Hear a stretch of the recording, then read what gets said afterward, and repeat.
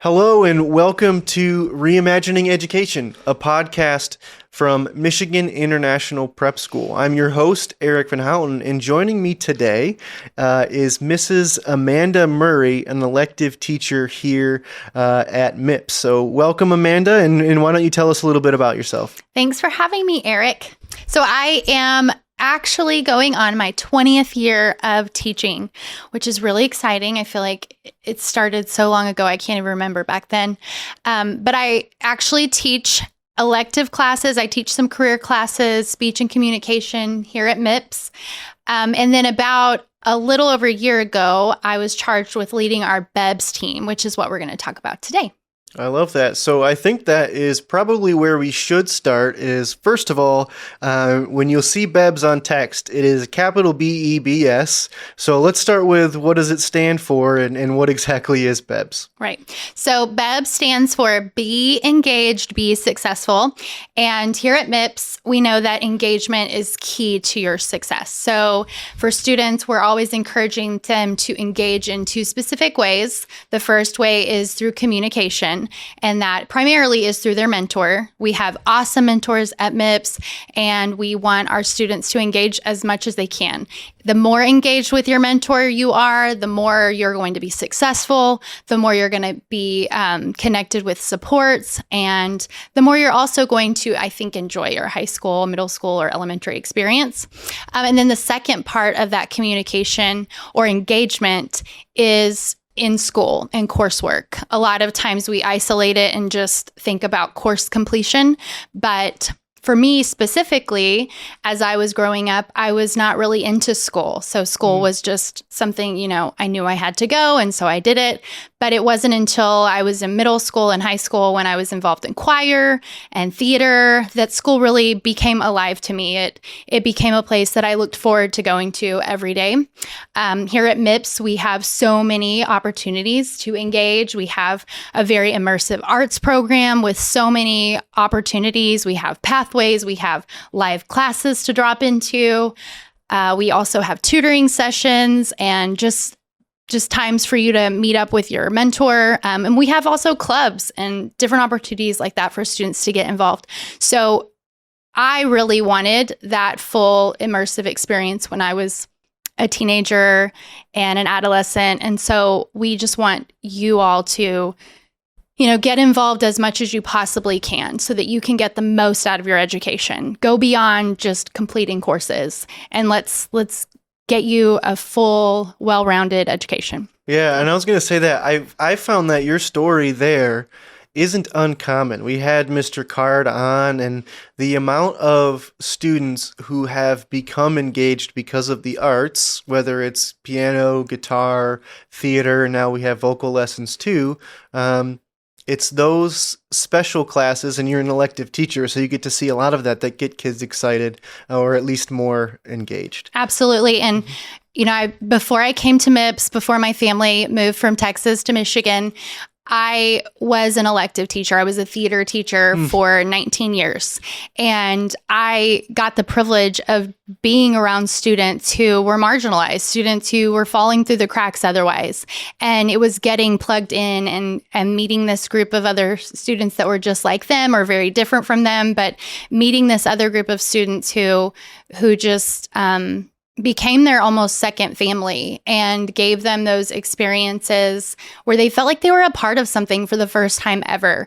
And that was what did it for them. And they started passing their classes and they started coming to school every day.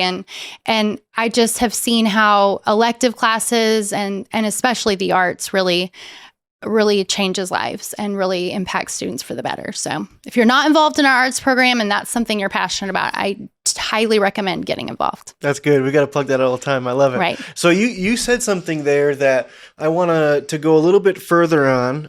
You mentioned being passionate about students that are falling through the cracks. So BEBS as a whole is a positive thing, right? It's the slogan, be engaged, be successful.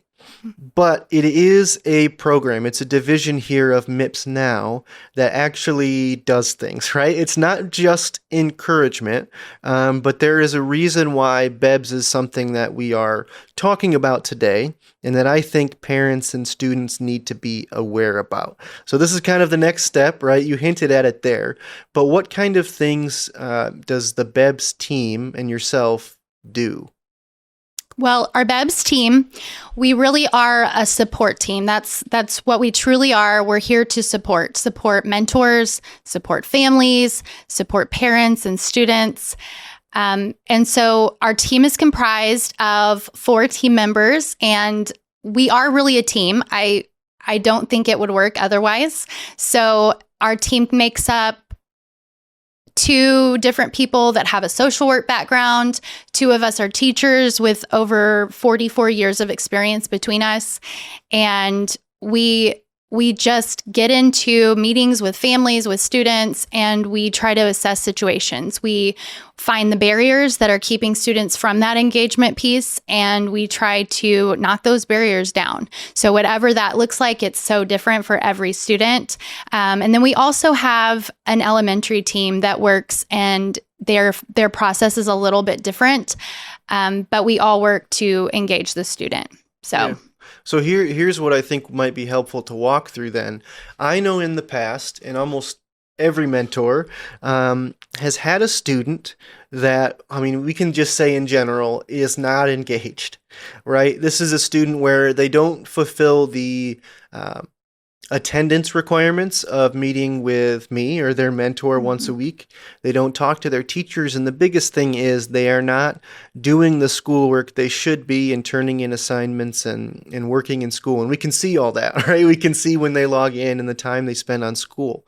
So us as mentors, our response to that is, after contacting them a bunch, their parents, their relatives, even at sometimes, we submit them to the BEBS team.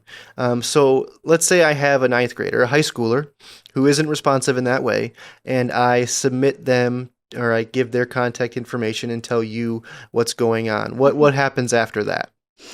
Okay, well, the situation is different for every student, but we do have a process that we like to follow. So what you were just talking about with the mentor, we call that level 1. So level 1 is really just empowering the mentor to see themselves as the interventionist. We give you some supports. We give you some extra resources. We have a drop-in every week that mentors can drop into to just get questions answered.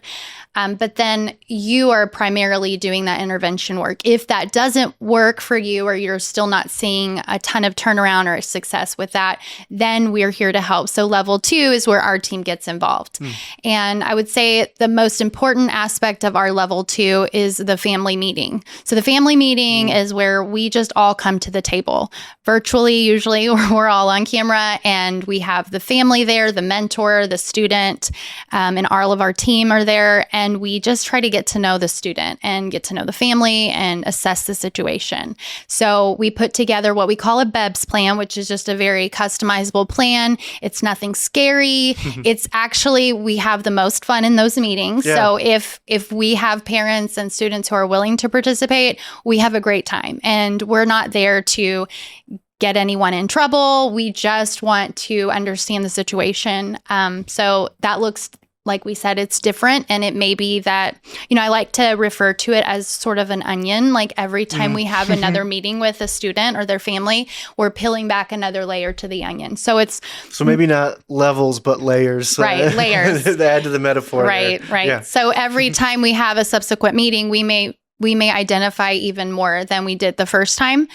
And sometimes our students may admit that they have some anxiety, or they're having some, maybe they're missing out on some social aspects of school that's keeping them from being engaged. Maybe they're having struggles with the actual content. And so then we would refer them to our academic team. We have some social emotional support systems in place this year that I'm really excited about.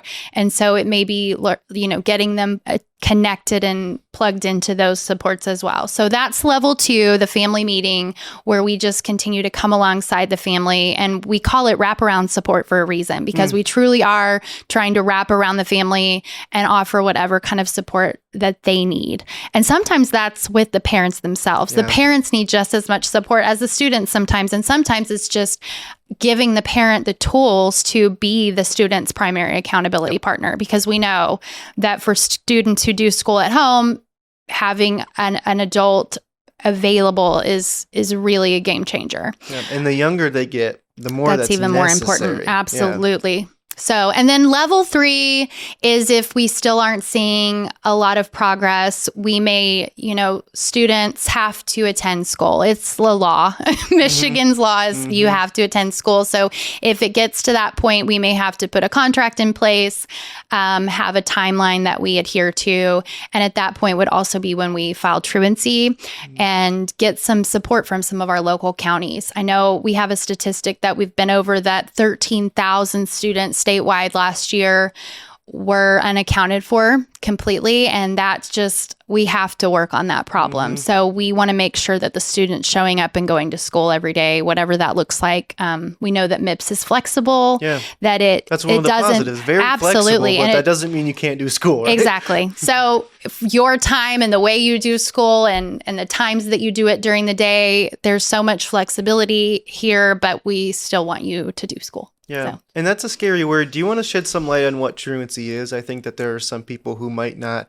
That's kind of the end all, never the goal and not a good thing. But can you shed some light on what truancy is and how the state and us kind of help out there?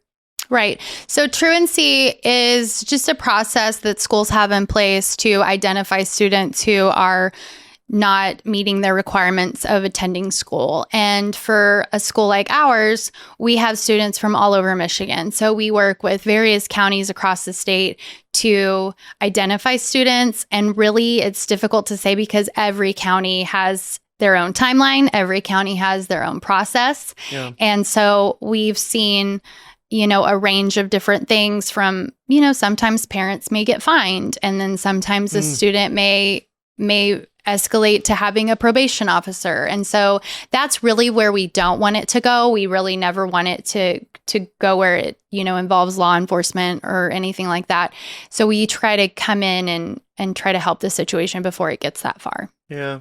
And that sounds really scary, but like you said before, 13,000 students falling through the cracks is a good way to think of that.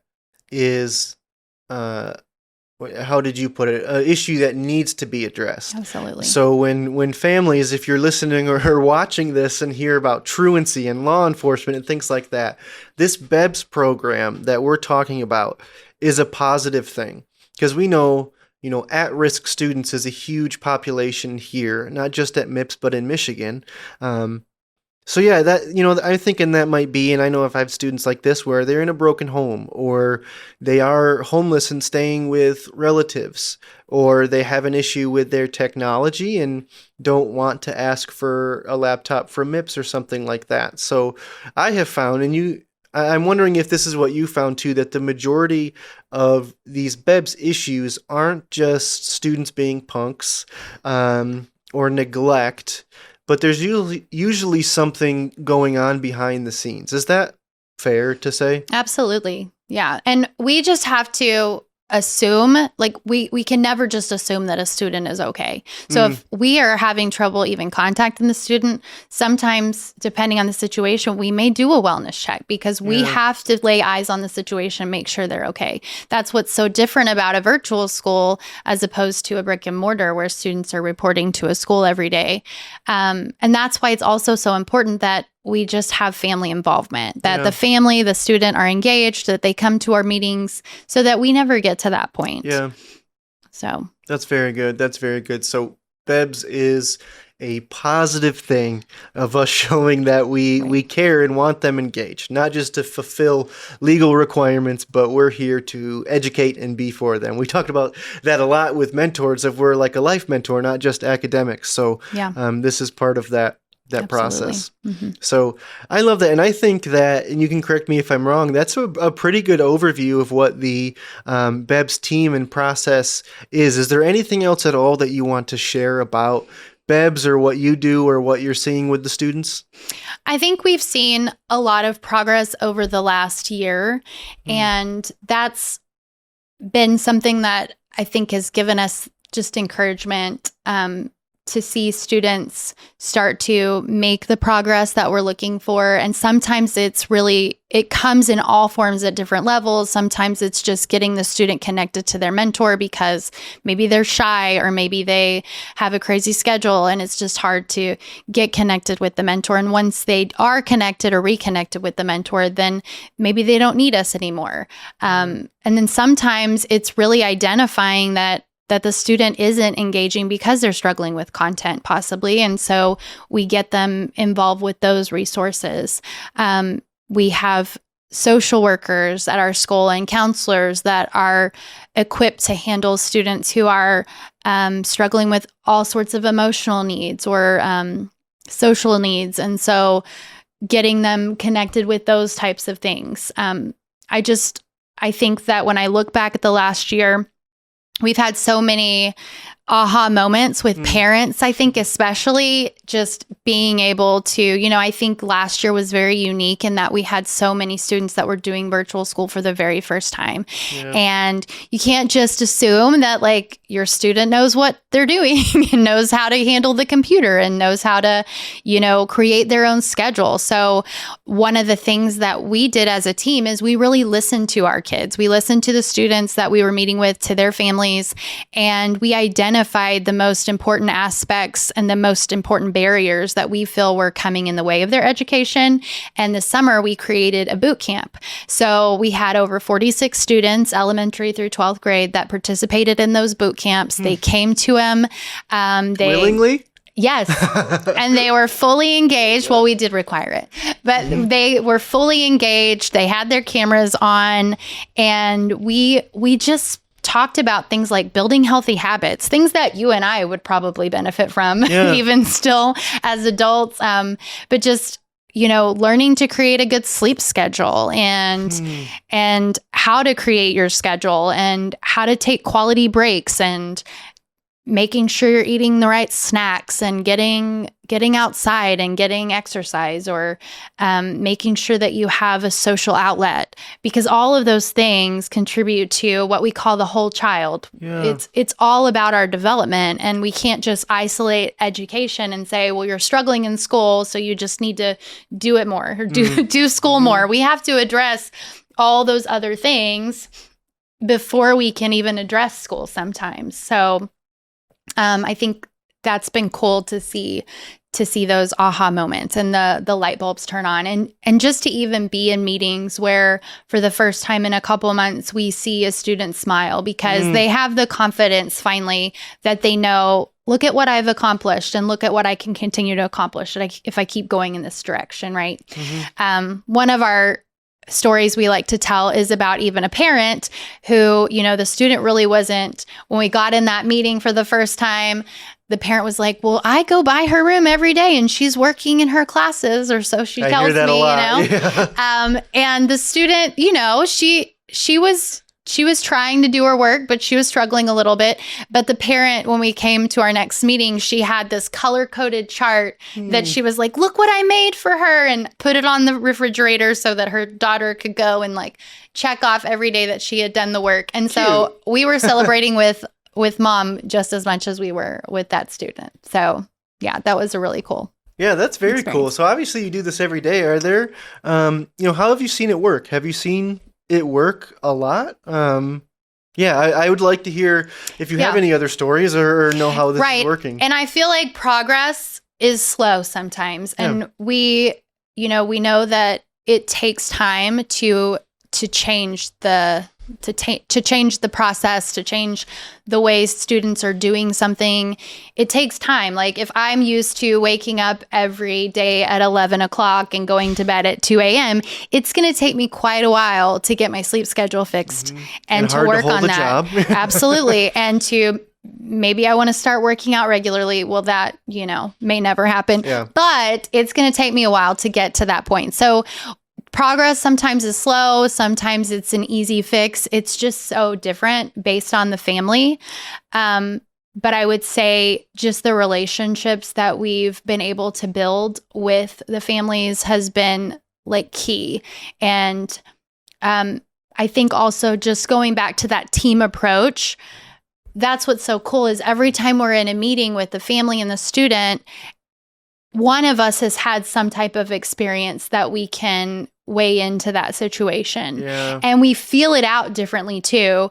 And sometimes we help each other because I may really have a connection with the student and feel like I totally understand what they're going through where another person doesn't so much. Yeah. And then in another situation, one of our team members has experienced something totally different. So I feel like that's what's been so crucial about having a team approach. But I think the biggest things are just those building those connections, right? So we're here to support families. That's really our main goal, is to support families. And one of the stories I like to refer back to as well is we had this one family and they were just such a light. Like the mom and dad were so positive. And when they would come, the student was a little shyer, but she was really sweet. And the parents were like, "Hi, how are you?" And they would talk to us and just totally brighten up our day. Sometimes our meetings are difficult and hard and days are stressful, but this family just always made our day every time we met with them. And this family went through a season where they were observing Ramadan. And so I had students at my last school that had observed Ramadan, and I knew what a toll and what a challenge it was as well. And so I said, you know what, we're going to change her schedule a little bit so that she can sleep in the mornings, because I knew she was fasting. And that just meant so much to this family that we acknowledged that and appreciated that.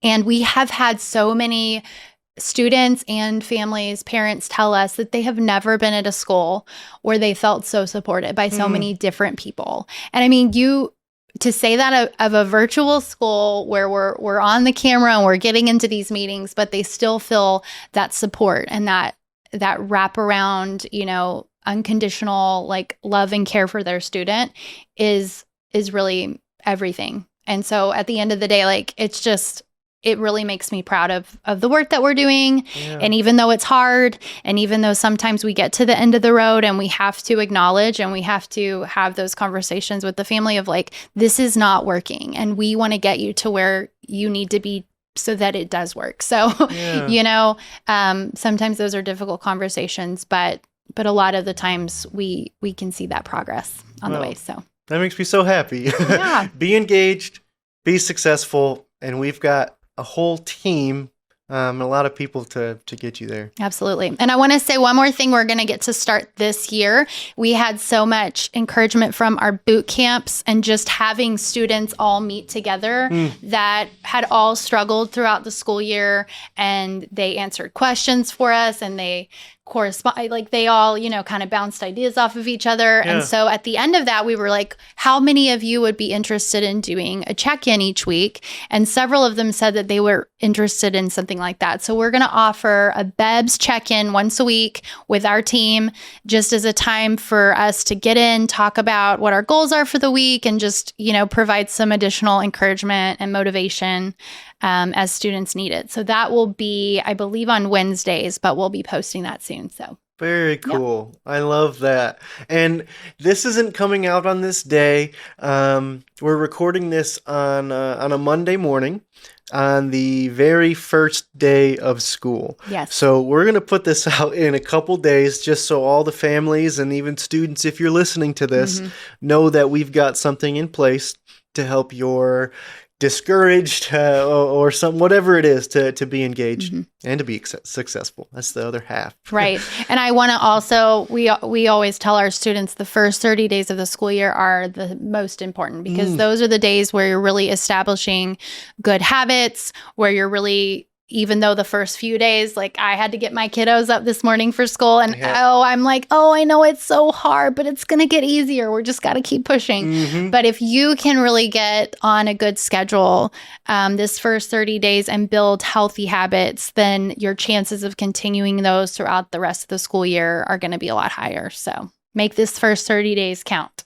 Yeah, so awesome. Well, I feel like this whole episode has been wins, but we end every episode with a win. And so you know what that means. The whole staff here at MIPS knows what that means, but we like to hear stories. We do every staff meeting this where we hear 2 or 3 stories of either successes or relationships that have been mended or built or just something positive that puts into perspective why we do what we do. So, do you have a win for us? I do have a win. And this is not sort of a life-changing situation where you've seen a student completely turn it around and complete all their coursework or anything like that. We actually do have a student from last school year, though, that we couldn't even get a hold of that will be graduating early this semester. So we're super excited about her. But we have another student who was kind of avoiding us all year, and he came to our boot camp, and it just so happened that he was the only one there that day. There were a lot of boot camps where we had 7 or 8 people in attendance, but this one, it was just him and our team. And it was absolutely meant to be that way because we all ended the boot camp boo-hooing about just what he had been through that year. And, sometimes life hands you things that, as students, you're never meant to go through. But just situations that are heartbreaking. And this student came to our boot camp, and we were able to just totally go off script and just wrap our virtual arms around him and show him love and support, and in a way that he really hadn't felt it in a long time. And I think that this is going to be the start of a whole new year for him. And I'm really proud of him. And we've kept in touch since then. And he's, he goes through some hard times, and we're getting him supported by some of our social emotional support teams and stuff like that. But I just think that was a really cool moment and a cool time to just, meet with him personally and see what he was really struggling with. Because if we had been in a group setting, he wouldn't have felt open to be able to talking about that kind of thing. So anyway, we're just here to support our students, whatever that looks like.